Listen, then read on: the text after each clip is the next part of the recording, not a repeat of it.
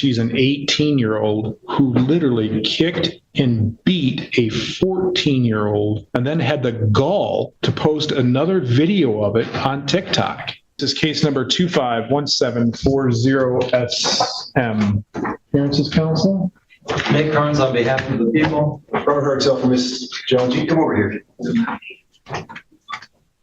We are set for a pretrial conference. It appears we have a resolution in this matter, Mr. Carnes. Yes, Your Honor. It's my understanding the defendant. An 18-year-old stands before the court after violently attacking a 14-year-old, an assault captured on video and broadcast online. What began as a teenage dispute escalated into criminal charges, forcing the court to decide whether leniency serves justice or undermines it. We'll be pleading no contest as charged. The people are supporting a delay of sentence with a full dismissal if the defendant is successful on the delay.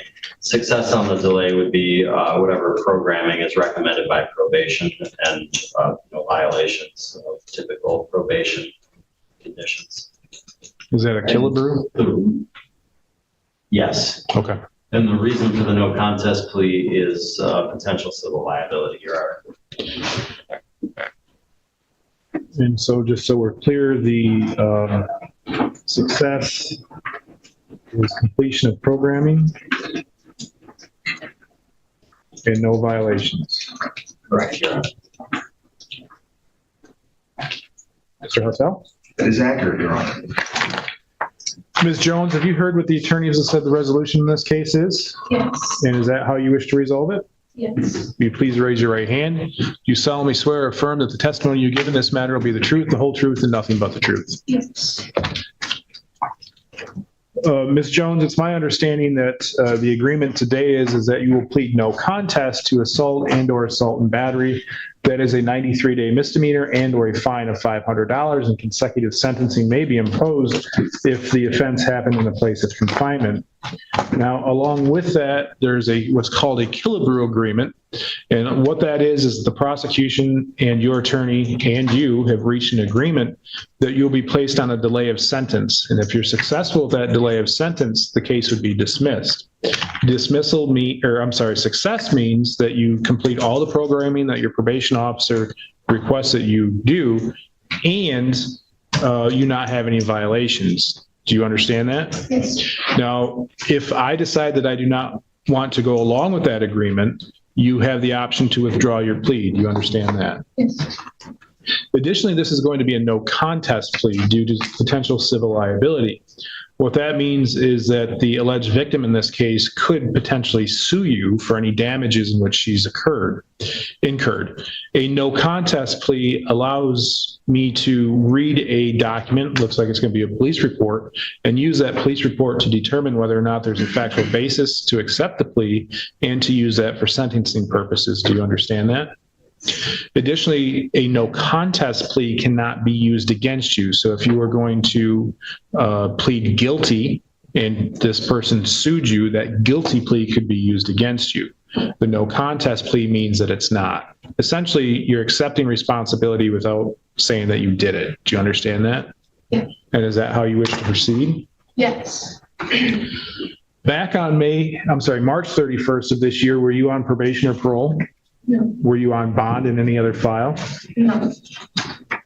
Then Ms. Jones, to the offense that on or about March 31st, 2025, here in the city of Cadillac of Wexford County, how do you plead to committing the offense of assault and/or assault and battery? No contest. Counsel, I've been provided with a Cadillac Police Department report, incident number 2500819. It's been marked as People's Exhibit number 1. Mr. Carnes, do you move for its submission? Yes, Your Honor. Mr. Hartzell? Yes, Your Honor.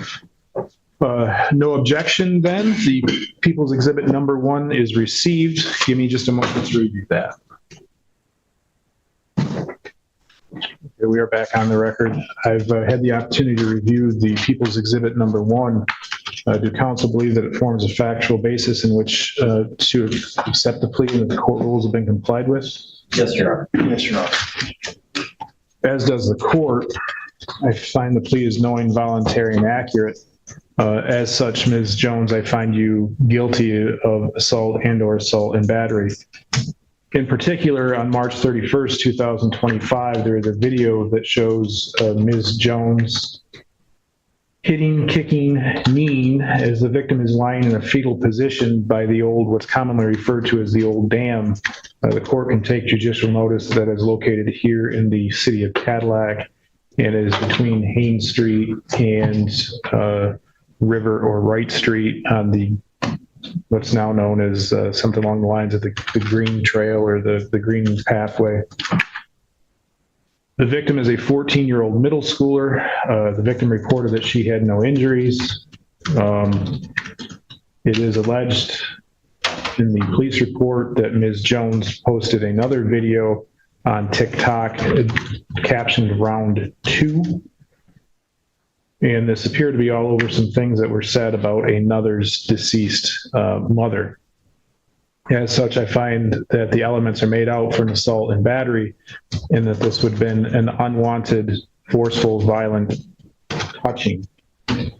Additionally, I believe the interests of justice are well established here in allowing the defendant to plead a no contest so as to not have her guilty plea used against her should a case of civil liability arise, although I question what the civil liability would be since there's no injuries, but I guess that's not for me to determine. Mr. Carnes, are we able to sentence today? Yes, Your Honor. Mr. Hartel, any allocution? Yes, thank you, Your Honor. Anytime it's no contest, especially for civil liability, I'm cautious to overly allocute for obvious reasons. But what I will say is my client has, to my knowledge, done well on bond.